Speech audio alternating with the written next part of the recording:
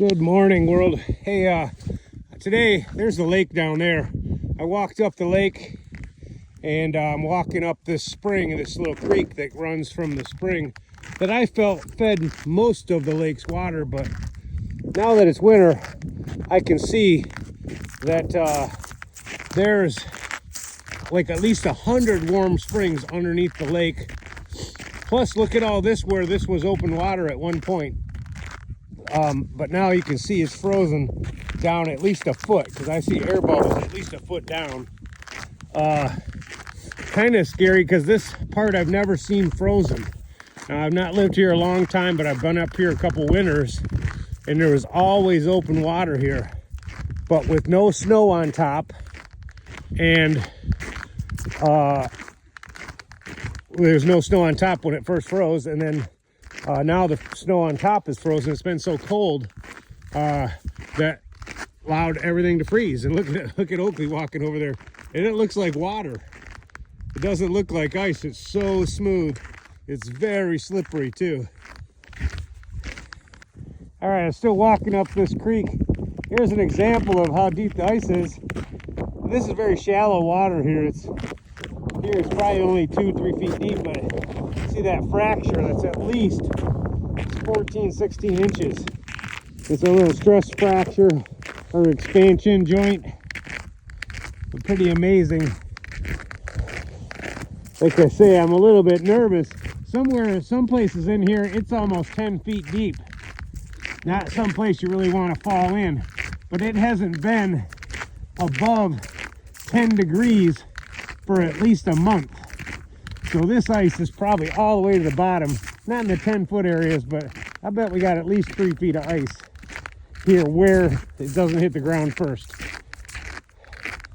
This is what I mean by a warm spring. This, I believe, is where there's warm water coming from underneath that's exiting from the ground. Most of the warm springs around here are about 44 degrees, I'm told. So they'll come up through the ice. Now, it's been so cold that the ice is frozen. But you see, these are holes. They're not big openings where warm water rose. Pretty cool. This area up here is definitely a deep part. We'll see what it looks like. Okay, we got some footprints here. You can see here, this is a real deep part, I know. Like, you can't see the bottom. You can't see any vegetation. But what's really cool, like these are moose prints dragging the foot. That was through the snow when it was snow here. And then the snow froze. But the cool thing, first I've ever seen here, is look at these prints. I don't know what these are. Oh, you know what? I was wrong. I was thinking it was a bear. But these are a jackrabbit, where it jumps, got a front paws, back paws. I was looking, I thought, oh my gosh, it's a bear, but they're way too far apart to be a bear. Look at my stride. I'm not even, that's 3 or 4 feet.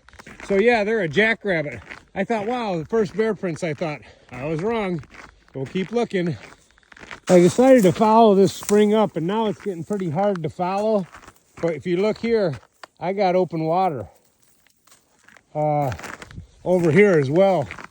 And then when we keep going north, I think I'm near the source of the spring, because now I got water on top of the snow and ice.